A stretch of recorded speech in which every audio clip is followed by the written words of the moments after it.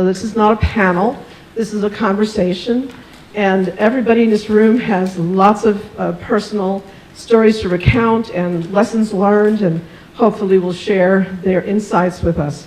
Neighborhood leaders seemed, right after the storm, almost scared into action by what seemed like threats against the future. What spurred you to action? Because we did not have the level of flooding in our area as other areas have, we began to draw other businesses and organizations that wanted to relocate in our area. We began to collaborate with other neighborhood associations and other organizations to come back, and we're still coming back stronger. One of the silver linings of Hurricane Katrina was an influx of young people, whether they were coming down for a service trip or, like myself, they were from here and never planned to return but came back for the first time to be a part of the renaissance of the city. And our founder, Leslie Jacobs, when she evacuated, said to her husband, you know, it'll be her generation that stabilizes the city, but it's her children's generation that's going to really bring it to the next level. And we wanted to make sure that post-Katrina that we will have better quality of buildings and infrastructure and development in our community. So I got involved from that point. Because there were so many people there that I had never met before, never worked with before, and some of them lived just a few blocks away. And that was an opportunity to really go beyond what we had been before the storm. The second thing that spurred action for me was the environmental contamination that was being reported by EPA, and the fact that people were going into the city without any protective gear. That really frightened me. And secondly, I wanted to know just how contaminated the city was. Was it really a Superfund site, or was it a brownfield, something like what we've been living with in the past? And making certain that, first of all, what the information that we got about contamination was true, and secondly, if there was a possibility for us to clean it up and make it safe. We simply wanted to be with our people in the diaspora and also with them as they came back. And also we funded organizing through the Jeremiah Group, because we know it's important as people come back to not only provide direct services, but also to organize them as the recovery progresses. The city was not helping that neighborhood. We were not on master plans and stuff like that there, so we had to get down from the ground roots and pick ourselves up, by ourselves, and one neighbor helping another. And that's how, we got into action in our neighborhood. The spark that got Citizens for One going was the fact that the state legislature failed to pass levy board consolidation. And 120 volunteers organized, and within a week's period, and 53,000 petitions were collected to ask the governor to call a special session on levy board consolidation. We were seeing a large number of individuals, of Latinos, spreading out through neighborhoods, so it wasn't concentrated like in other major cities in the United States. And it was important for us to do outreach. It was important for us to learn what those issues were that needed to be addressed. And through the many services, we did do that. Partnerships has allowed us to do the work. Because of lack of funding, we collaborated with the Orleans Shire School Board to provide adult ed classes, English as a second language. Well, that was not a priority. The priority was the K-12 system.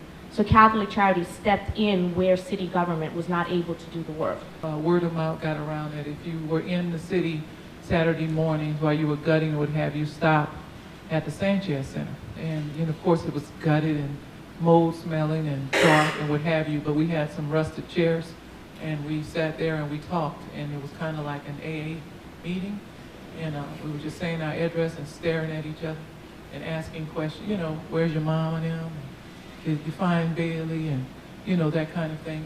I think the human connection gave the spark, and that gave us some energy to first talk to each other, then ascertain, what was the next steps to make, and then it kind of pissed us off when we realized where we were. I'm sorry if I can't say that publicly, but that's basically what the spark was. In the beginning, it was a scavenger hunt, and the Beacon of Hope Resource Center provided a neighborhood level, a hub where people could go and receive information on any roadblock that they were having at the time.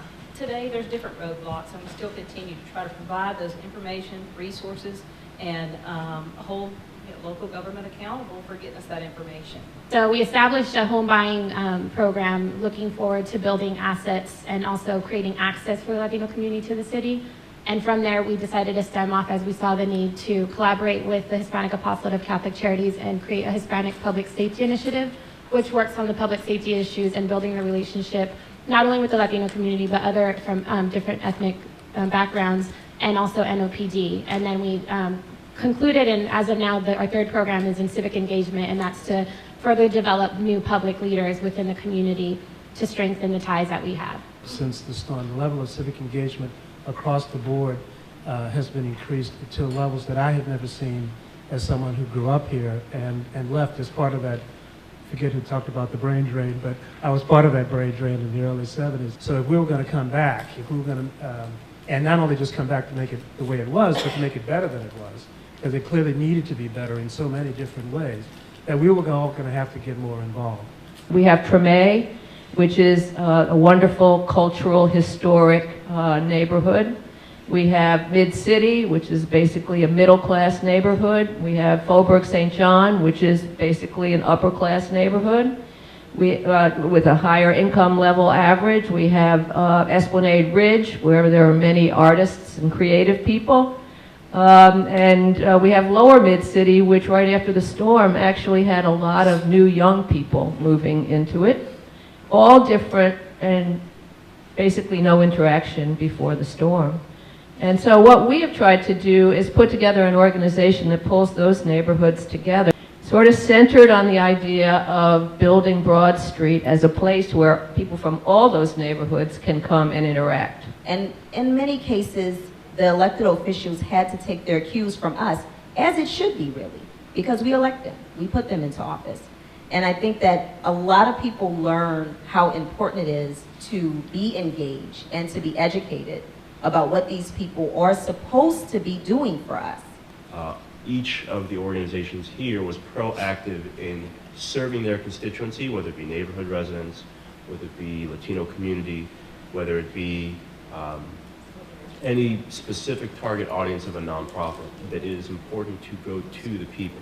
And one of the lessons I believe, and we'll probably get to this in the next question, in where planning efforts and government policy can sometimes fall short, is in not taking into account and being proactive and having a dialogue with the residents of the city of New Orleans. If these crosstown conversations are good for anything, it's good for sharing what we did that sort of garnered the success, whatever success it was we had. I can tell you that in the Gentilly community, 100% of everything that we got done because of citizens and not at all because of government.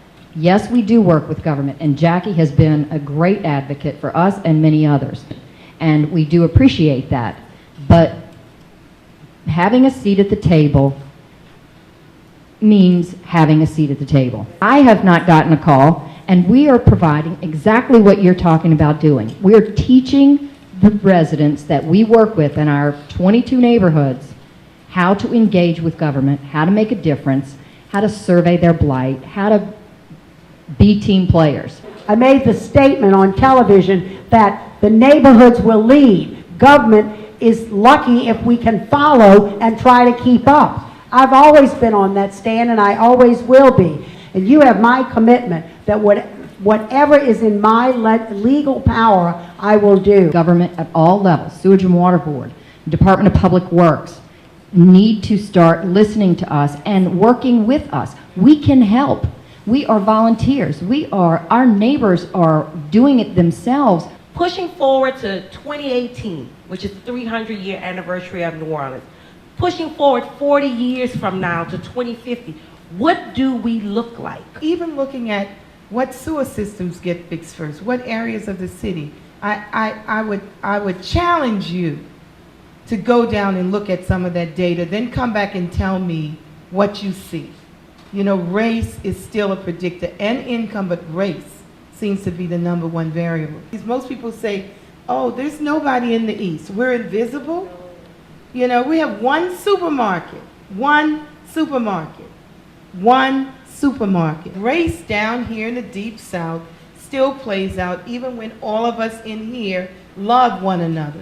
There is a structure or a system in place that most of us can't even get at, that keeps driving things in such a way that race becomes the #1 motivation for most actions. It's not anybody in here. It's something that's so endemic to our political system and the structure that we're involved in. It's easy for people in my neighborhood to get a permit for alcohol, okay, and set up a store that sells alcohol at every corner in my neighborhood if they want to, than it is for somebody to get a permit to get their house rebuilt. While we have a moratorium on alcohol licenses, they still pay the safety and permit some back tax money and got a permit under our hands. They're selling beer and liquor, okay, on Tupelo and Claiborne, across the street from selling beer and liquor. Across the street, they're selling beer and liquor. There's a store on Broad Street, to the lady who's working on Broad Street. I asked him, sir, why do you not sell liquor in your store? It's a gas station. He says, you know why? Because it's against my religion. I don't believe in it.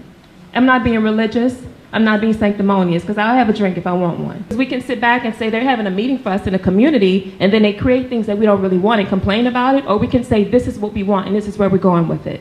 I want us to remember in our conversations the preschoolers, pre-K, kindergarten students that stand at bus stops at 6 o'clock in the morning waiting for a bus to bring them cross town to a school when there's one right in their neighborhood, if it was repaired or fixed, that they could go to.